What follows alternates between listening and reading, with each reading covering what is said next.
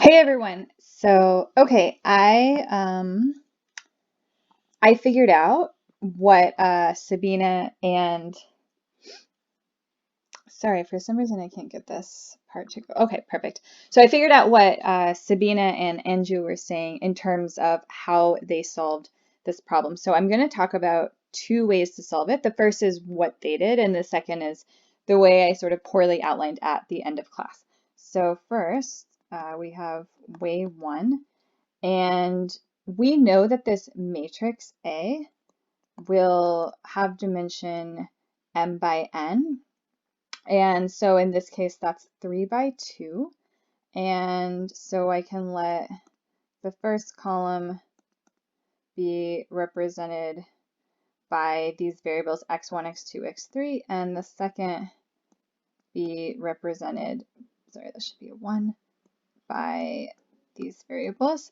And I know the following things. So first, I know that A times my vector 1, 2 is equal to 1, 2, 3.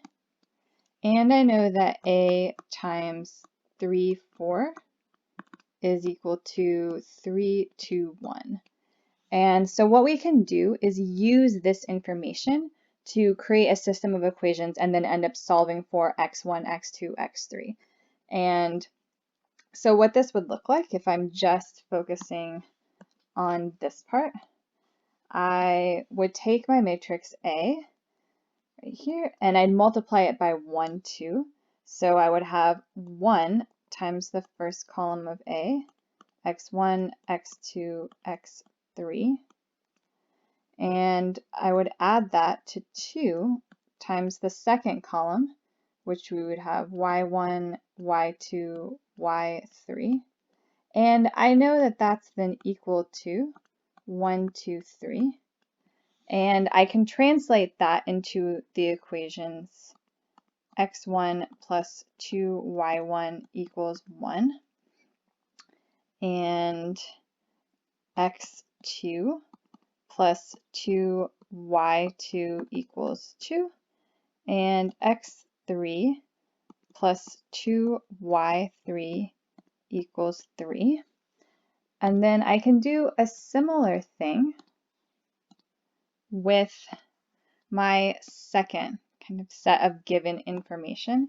And if I do that, then I would know that instead I would have 3 times this and 4 times this, and then instead I'd have it be equal to 3, 2, 1 instead of 1, 2, 3.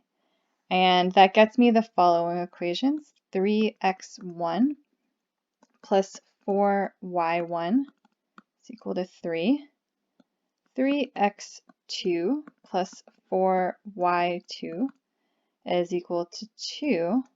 And lastly, 3x3 plus 4y3 is equal to 1. And now I can look at these as systems of equations. So this yellow one, I have two equations dealing with two variables, x1 and y1. And so I can use this to then solve for x1, y1.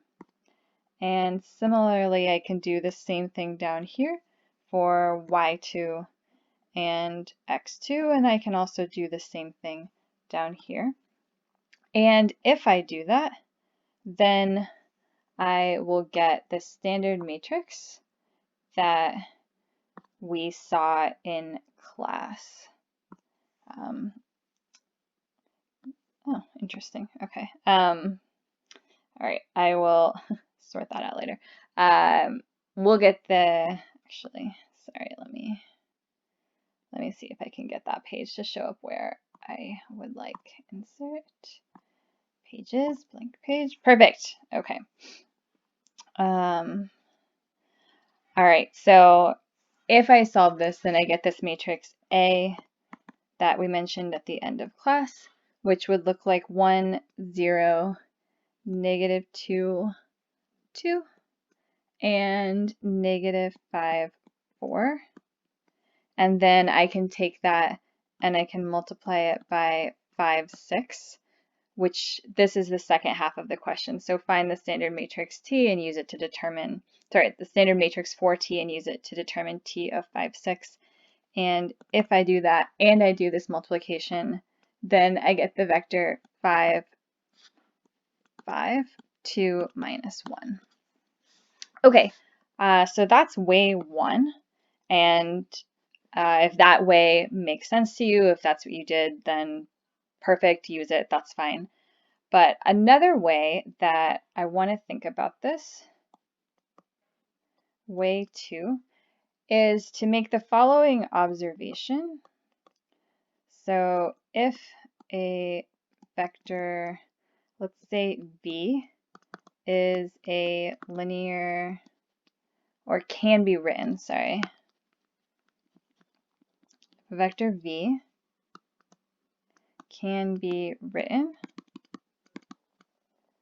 as a linear combination of two vectors, let's say u and w. So v would then equal c1 times u plus c2 times w. Then the transformation of v is equal to the transformation of c1 times u plus c2 times w. And since T is a linear transformation in this case, right, because we have this matrix where we can represent T, or we assume we have the matrix, that's what we're trying to find, this is then equal to the transformation of C1 times U plus the transformation of C2 times W, which is equal to C1 times the transformation of U plus C2 times the transformation of W. And so what this tells us is that if I can figure out how to write a vector in terms of two other vectors, then I can use whatever happens when I do the transformation to these two vectors to find out what this is equal to. Okay, and so here in, sorry, okay, all right, here and then insert pages, blank page, perfect, okay. So here, if we kind of do the process that we had been doing to find our standard matrix A, we know that here A will have two columns, so A is equal to whatever happens to my first basis vector, my first standard basis vector, and whatever happens to my second standard basis vector, that'll be the second column. And so what I'm going to claim is that if I can figure out how to write E1 as some linear combination, C1 times the vectors that we have information for, so 1, 2, and some scalar C2 times 3, 4, then I know what the transformation of 1, 2 is. I know what the transformation of 3, 4 is. So if I can figure out what C1 and C2 are, then I can use all of that information to figure out how to represent E1. And so if I do that, I am interested in finding out how to write E1, which is 1, 0, as some linear combination of 1, 2, and 3, 4. And for this one, it actually turns out that I can just kind of look at it and I know that this should be 1 and this should be a minus 2. Sorry, that's not right. What do I want here? this should be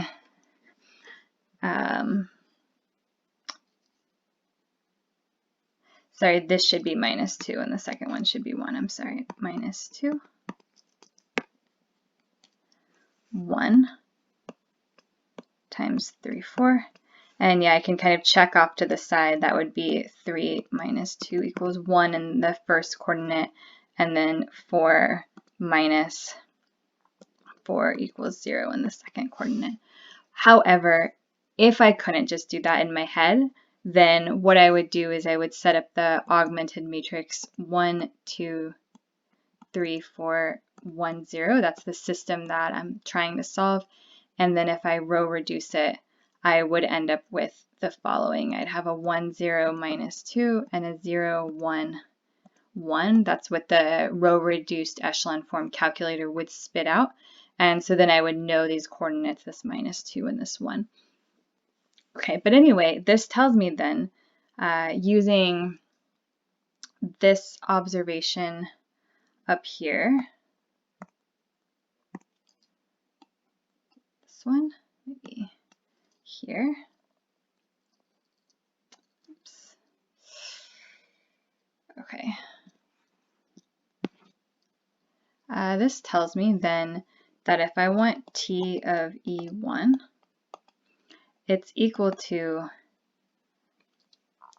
the transformation t of minus 2 times 1, 2 plus 1 times 3, 4. And again, I can factor this out. So I have a minus 2 times the transformation of 1, 2 plus 1 times the transformation of 3, 4. But of course, we know what both of these transformations are. So I get a minus 2 times the transformation of 1, 2, which is, we scroll up here and get back to the original problem. We see the transformation of 1, 2 is this value 1, 2, 3. So this is minus 2 times 1, 2, 3 plus 1 times the transformation of 3, 4, which is 3, 2, 1. And if I add that up, I have a minus 2 plus 3, so I get a 1 here. Here I get a minus 4 plus 2, so I have a minus 2. And then I have a minus 6 plus 1, and that gets me a minus 5. And so that is my first column of A. And I can repeat similar steps to find how to write E2 as a linear combination. Let's say D1 is 1, 2 plus D2 of 3, 4. And if I follow those steps, then I should get that the second column of my matrix is equal to this vector 0, 2, 4. And then like we talked about, I can use that to then find the transformation of this vector that I'm interested in, 5, 6. All right, thank you, and I hope that helped.